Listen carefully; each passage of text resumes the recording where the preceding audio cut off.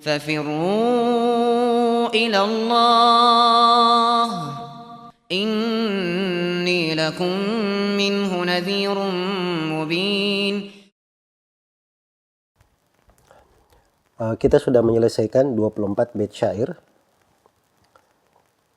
di mana telah berlalu kita membahas tentang pendahuluan akan bekal-bekal yang penting, kemudian sudah kita terangkan dari uraian penulis ada 14 dari keutamaan ilmu, dan juga kita telah kaji beberapa adab etika seputar ilmu. Kemudian di bait syair yang ke-25 penulis rahimahullahu ta'ala Abu Ishaq Al-Ilbiri menyinggung tentang pengaruh buruk dari kejahilan yang merupakan lawan daripada ilmu. Kata beliau rahimahullahu ta'ala, وَسَتَجْنِي مِنْ ثِمَارِ الْأَجْزِ جَهْلًا وَتَصْغُرُ فِي الْعُيُونِ إِذَا كَبِرْتَ. Kata beliau, dan engkau akan menuai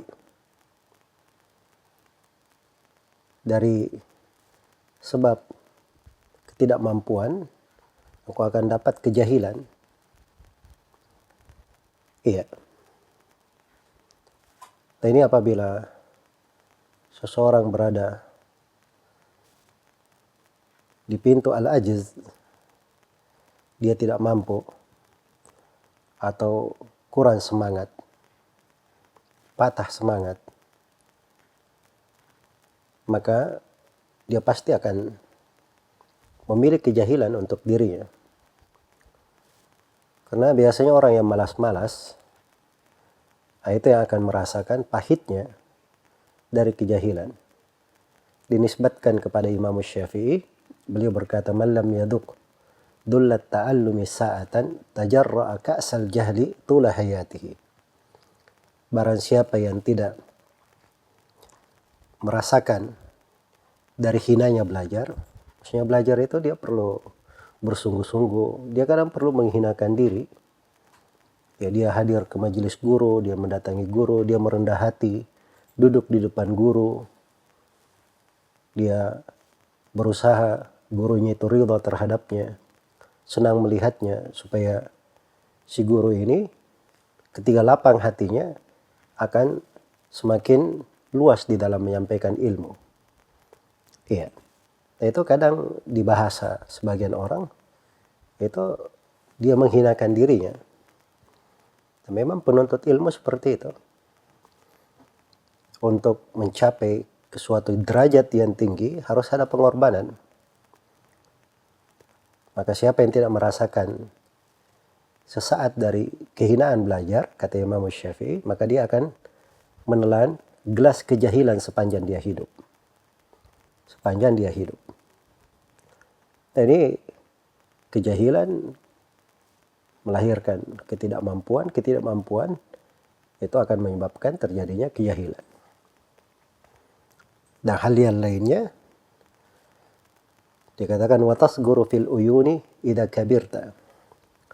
Dan kau itu selalu kecil di pandangan-pandangan manusia walaupun kamu sudah besar. Iya. Sebab orang itu melihat kepada seseorang dari banyak sudut dilihatnya. Kadang dilihat dari sudut kedudukannya, kadang dilihat dari sudut hartanya, kadang dilihat dari sudut nasabnya, dan kadang dilihat dari sudut ilmu dan manfaatnya. Dan tidak ada yang lebih luas. Pengagungan manusia itu melebihi daripada ilmu. Jadi seorang pun kalau dia memiliki kedudukan dan harta, tapi kurang ilmu dan manfaat di tengah manusia, maka itu tidak akan menjadi besar, tidak menjadi agung di pandangan manusia. Karena itu dari pengaruh kejahilan itu akan mewariskan kehinaan dan kerendahan di pandangan mata manusia. Beda dengan orang-orang yang berilmu.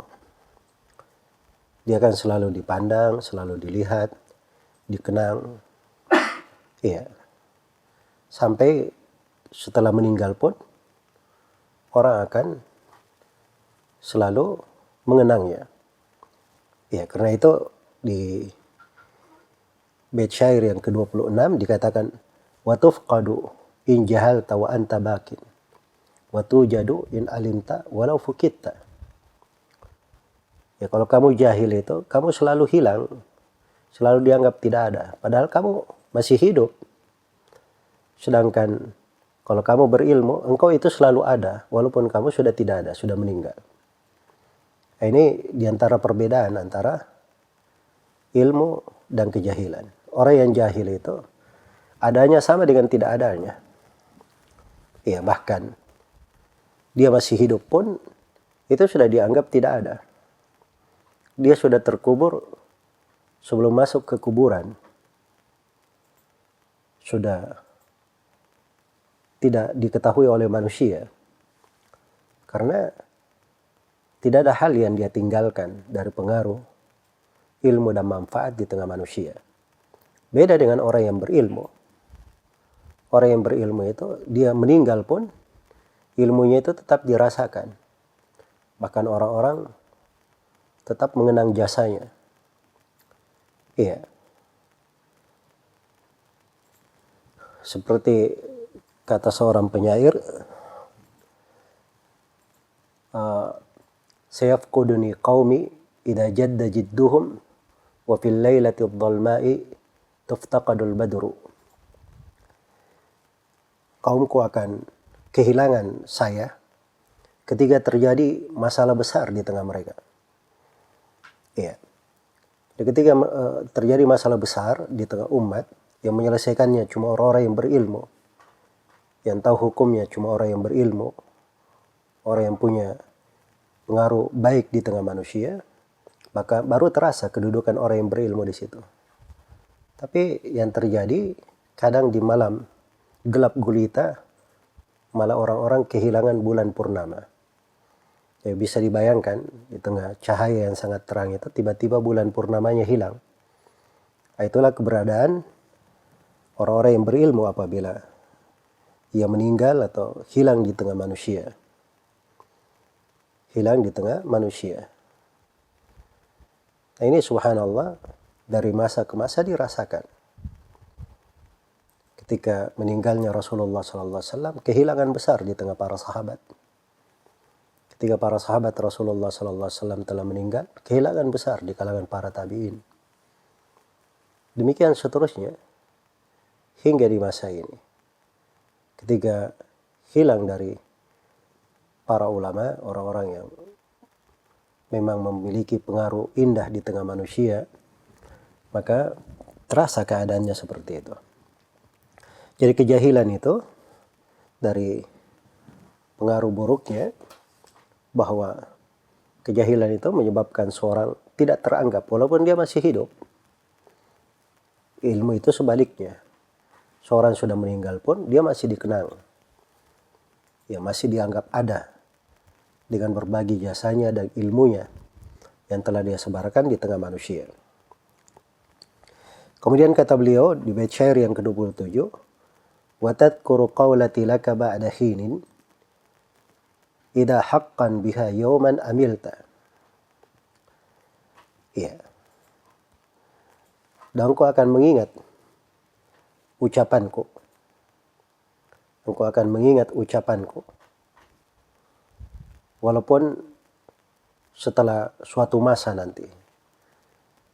Dan apabila engkau sudah beramal pada suatu hari, barulah benar-benar engkau mengetahui apa yang saya ucapkan. Nah, di sini penulis mengingatkan tentang bahaya seseorang itu di sini penulis rahimahullahu taala masih di posisi menegaskan dari nasihat-nasihatnya yang telah lalu, bahwa ucapanku itu nanti kamu akan tahu benarnya apa yang saya ucapkan. Karena kadang orang yang diberi nasihat pada saat dinasihati, ya, dia begitu nampak begitu kelihatan nasihat tersebut. Tapi nanti ketika si penasehat meninggal atau suatu masa terbukti nasihatnya benar, barulah orang-orang sadar bahwa dia ini benar. Iya. Karena itu keluarga Fir'aun yang masuk Islam itu, mukmin dari keluarga Fir'aun yang masuk Islam dan beriman kepada Nabi Musa, tapi dia sembunyikan keimanannya. Dia berkata kepada Fir'aun dan kaumnya, "Fasatadkuruna ma aqulu lakum wa ufawwidhu amri ila Allah." Kalian nanti akan mengingat apa yang saya ucapkan pada kalian, dan saya serahkan urusanku kepada Allah. Dan itu pasti, sebab pengikut jalannya para nabi dan para rasul itu pasti benar dan pasti dimenangkan. Karena itu di beberapa ayat setelahnya dari surah Ghafir, "Inna lanansuru rusulana walladzina amanu fil hayatid dunya wa yawma yaqumul ashhad." Sungguhnya kami akan menolong para rasul kami dan orang-orang yang beriman di kehidupan dunia dan di kehidupan ketika saksi-saksi berdiri memberikan persaksian. Iya. Jadi sekarang saya nasihati kamu, jangan disangka bahwa ucapanku tidak akan terbukti. Pasti akan datang nanti, apalagi kalau kamu beramal dengan apa yang saya ucapkan, akan kelihatan kebenaran dari apa yang saya ucapkan. Dan ini sifat orang yang berilmu ya, dia itu yakin terhadap apa yang dia nasihatkan. Sebab orang yang berilmu itu ketika menasihatkan sesuatu, tidak ada keraguan pada dirinya akan nasihat tersebut. Apalagi yang disampaikan itu adalah pokok-pokok dasar di dalam ilmu, pokok-pokok dasar di dalam beragama, jalan keselamatan yang merupakan jalannya para nabi dan para rasul. Iya. Kemudian setelah itu beliau ingatkan tentang bahaya mengalfakan dan berpaling daripada ilmu. Di bait syair yang ke-28, kata beliau, "Wa in ahmaltaha wa nabatta nushan wa milta ila hutamin qad jama'ta fasawfa ta'uddu min nadamin 'alaiha wa ma tughni nadamatu in nadimta." Ya. Kata beliau rahimahullah, dan apabila engkau melalaikan nasihatku, ucapan yang saya telah ucapkan kepada engkau,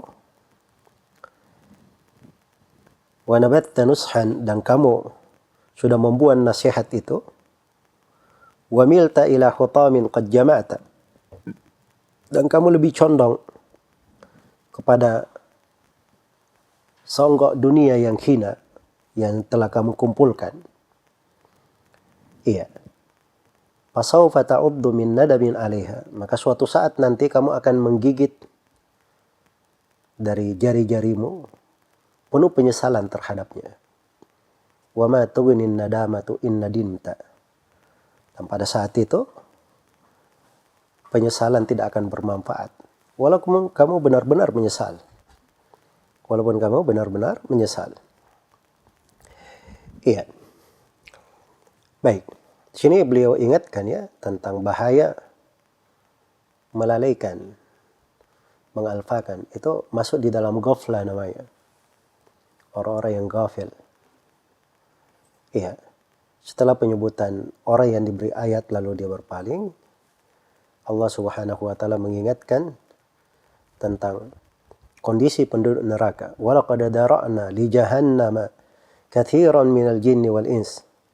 Lahum qulubun la yafqahuna biha wa lahum a'yunun la yubsiruna biha wa lahum adhanun la yasma'una biha ulaika kal an'ami bal hum adall ulaika humul ghafilun.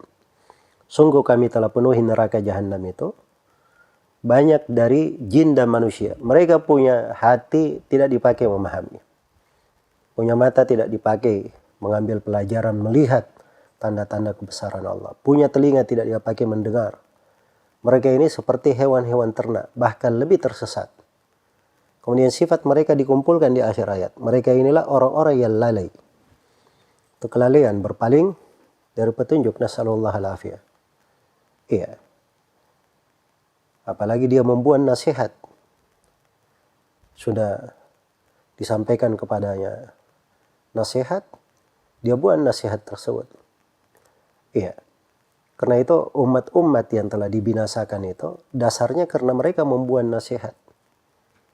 Itu ucapan Nabi Salih alaihi salam di surah Al-A'raf. Setelah kaumnya dibinasakan, beliau katakan, walakin la tuhibbunan nasihin. Saya sudah nasihati kalian, tapi kalian tidak mencintai orang-orang yang menasihati. Tidak mencintai, tidak menyukai orang-orang yang menasihati. Padahal nasihat itu berasal dari ketulusan. Seorang apabila memberikan nasihat, itu artinya ketulusan yang dia berikan. Dan mungkin akan datang sebagian kalimat penulis, kita akan lebih memperdalam makna nasihat di situ. Jadi dia telantarkan dari ilmu, dia buang dari nasihat.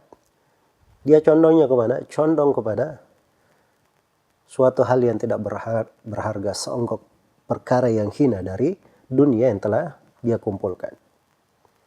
Maka akibatnya akan datang penyesalan. Penyesalan itu datangnya belakangan. Nanti kalau dia saksikan hal yang menimpanya, baru dia menyesal. Karena itu dalam Al-Quran disebutkan orang-orang yang menyesal ini. Wa yawma ya'addu adh-dhalimu ala yadayhi yaqulu ya laitani ittakhadtu ma'ar rasuli sabila. Ya wailata laitani lam attakhid fulanan khalila. Laqad adallani anil dzikri ba'da idh ja'ani wa kana asyaitanu lil insani khadula. Dan ingatlah pada hari kiamat ketika seorang yang zalim itu dia menggigit kedua tangannya. Jadi kalau di dunia ini orang misalnya bersedih, menyesal, dia gigit jarinya 1, 2. Tapi di akhirat itu subhanallah, 2 tangannya ini masuk ke dalam mulutnya. Saking dahsyatnya penyesalan. Dia berkata, ya laitani ittakhadtu ma'ar rasuli sabila. Wahai andai kata dulu saya di dunia, saya itu ada jalan mengikuti ar-rasul. Ya harusnya dia ikuti ilmu, dia ikuti jalan. Dia pijak. Ya, tapi yang terjadi apa? Selain daripada itu, itulah yang dia sesali. Wailata laitani lam attakhid fulanan khalila. Betapa celakanya saya. Andai kata saya dahulu tidak menjadikan si fulan itu sebagai orang yang saya cintai. Ada petunjuk, ada jalan, malah dia ada panutan lain. Orang yang dia ikuti, berpaling dari petunjuk. Laqad adallani anid dzikri ba'da idh ja'ani. Orang ini telah menyesatkan saya dari dzikir, dari petunjuk yang benar, setelah petunjuk itu datang kepadaku. Iya. Nah ini penyesalan yang dahsyat. Penyesalan yang dahsyat. Karena itulah, subhanallah, banyak orang-orang yang begitu dia sudah berumur, biasanya kalau orang sudah berumur itu, akalnya lebih sempurna. Dia lebih banyak menimbang. Dan sudah banyak pengalaman kehidupannya.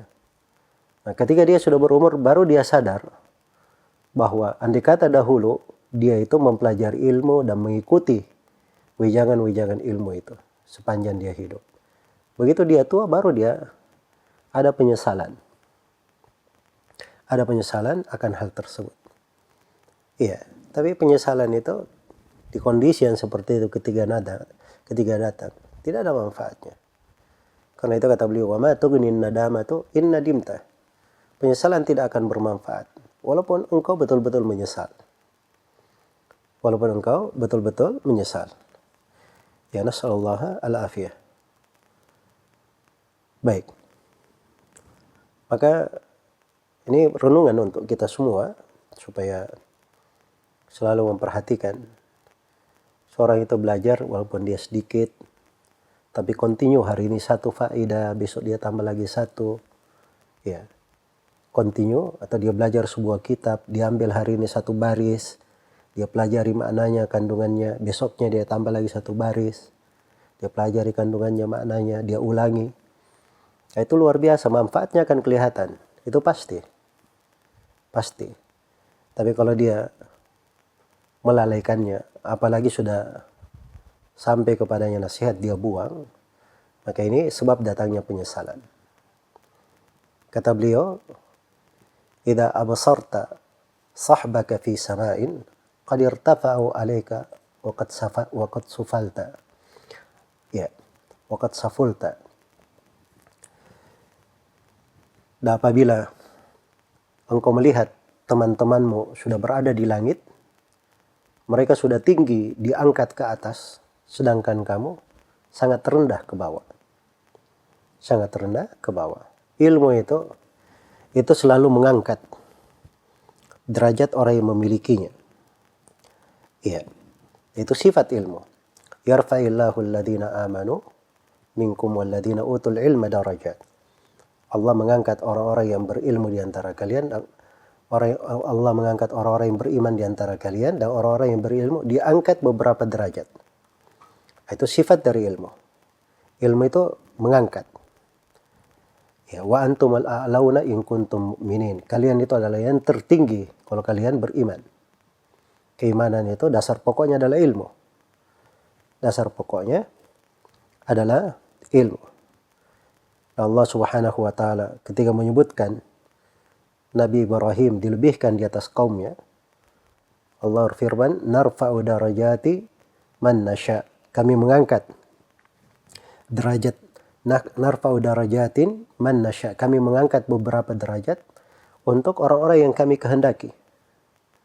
Iya.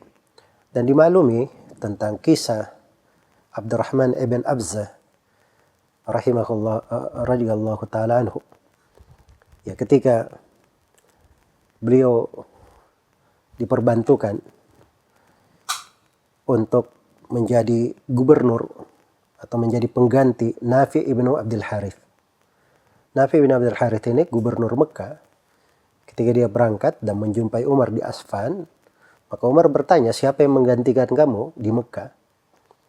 Maka beliau katakan, ada Ibnu Abzah. Nah, Umar bertanya, siapa Ibnu Abzah itu? Kata Nafi' ibn Abdul Harith, dia dari mawali kami. Mawali itu bukan dari keturunan Arab asli, tapi dia dari budak, ada keturunan budak, kemudian dibebaskan. Apakah dianya atau orang tuanya? Dari mawali. Iya. Kata Umar, subhanallah, kamu jadikan yang menggantikanmu seorang maula, bekas budak. Kata Nafi', dia ini qari'un li kitabillah. Sangat pandai membaca Al-Quran. Ahli di dalam qira'ah. Wa innahu alimun bil fara'id. Dan dia ini ahli di dalam ilmu fara'id. Ya, maka Umar pun berkata, setelah diingatkan akan hal tersebut, kata beliau, saya mendengar Rasulullah sallallahu alaihi wasallam bersabda, Inna Allah yarfa'u bihadzal kitabi aqwaman wa yadha'u bihi akharin. Sungguhnya Allah Subhanahu wa taala mengangkat dengan Al-Qur'an ini satu kaum dan merendahkan kaum yang lain karena Al-Qur'an. Maka ilmu itu sifatnya mengangkat. Ya, jadi jangan sampai seorang itu menyesal. Dia berpaling dari ilmu. Orang-orang yang sudah belajar ilmu, sudah menjadi penuntut ilmu, berlomba-lomba belajar, itu sudah menuju ke langit, diangkat derajatnya oleh Allah, sedangkan dia masih tetap di bawah, bahkan jatuh ke tempat yang rendah. Sebab kejahilan itu, kalau dibiarkan, apalagi dia mampu belajar, itu artinya dia ridha menjatuhkan dirinya ke dalam kehinaan dan kerendahan. Iya. Karena itu dari tafsir ayat thumma radadnahu asfala safilin, kemudian kami kembalikan dia ke tempat yang sehina-hinanya, itu ke dalam neraka. Itu asalnya seluruh makhluk kembali seperti itu. Atau maka dikatakan illal ladzina amanu wa amilus shalihat, diperkecualikan orang-orang yang beriman dan beramal salih. Iya. Maka berpaling dari ilmu itu kerendahan dan membawa kehinaan untuk seseorang. Dan akan datang nanti penyesalan apabila seseorang berpaling dari ilmu tersebut. Iya. Karena itu di sini beliau memberikan nasihat yang mendalam dari kalimat-kalimat nasihat yang agung, yang penting untuk diperhatikan. Kembali beliau mengulangi nasihat-nasihatnya dan memberikan dari mutiara-mutiara hikmah. Kata penulis di bait syair yang ke-31, faraji'ha wada'ankal hawana, faraji'ha wada'ankal huwaina, fama bil but'i tudriku ma talabta. Maka selalu kamu memurajaah, introspeksi terhadap diri. Ini dari tugas dalam kehidupan. Jiwa itu selalu diintrospeksi, selalu diperiksa apa yang dia kerjakan, apa yang dia lakukan. Iya. Jangan dianggap jiwa itu sebagai sosok yang maksum, tidak ada kesalahannya. Jangan ridha dengan kondisi yang kita sudah berada padanya. Harus selalu kita muroja, kita periksa dari diri itu. Kita periksa dari diri tersebut. Nah, ini namanya muraja'atun nufus. Iya. Nah, ini dari akhlak yang tinggi. Sebab seorang itu apabila dia selalu introspeksi terhadap dirinya, maka cenderung lebih bersemangat di dalam beramal, lebih memperbaiki kehidupannya, dan lebih menata dari amalan-amalannya menuju kepada apa yang dicintai dan diridhai oleh Allah Subhanahu wa taala. Kemudian beliau katakan wada angkal huwaina, dan tinggalkan selalu mengundur, ya, selalu mengatakan nanti sebentar, ya, tinggalkan hal tersebut. Ada sesuatu langsung kerjakan, dapat sebuah faedah lakukan. Ya, ada pelajaran yang belum dia pelajari, segera dia ikuti. Oh ya, nanti ini sekarang ada pelajaran bagus ini. Oh, insya Allah nanti ada ustadz lain lagi yang mengajar. Ya, belum tentu dia hidup pada saat-saat yang akan datang. Belum tentu ada kesempatan untuknya. Makanya mengundur-undur itu gak bagus ya. Jangankan di dalam ilmu, belajar.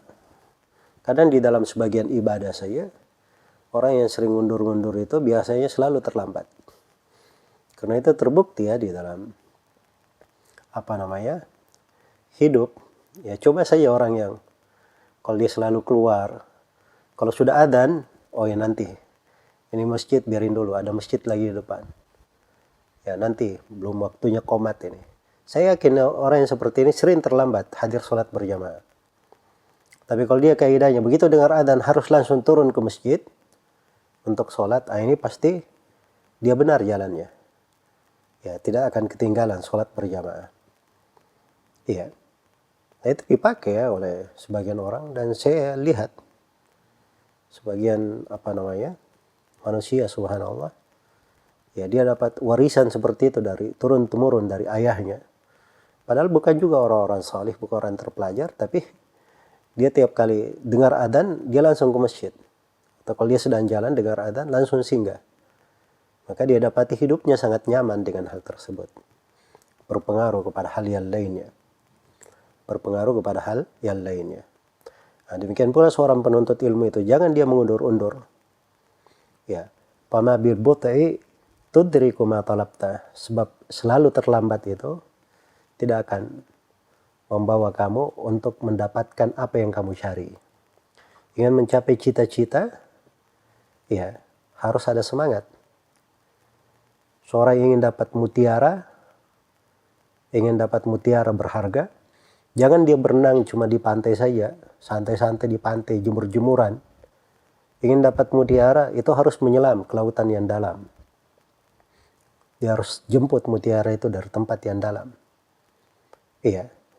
Ingin berhasil di dalam menuntut ilmu, ya kadang dia perlu mengurangi tidur, begadang di malam hari, jauh dari keluarga, kadang dia perlu melakukan perjalanan. Ya. Nah, itu memang ketinggian seperti itu dicapai dengan usaha. Baik.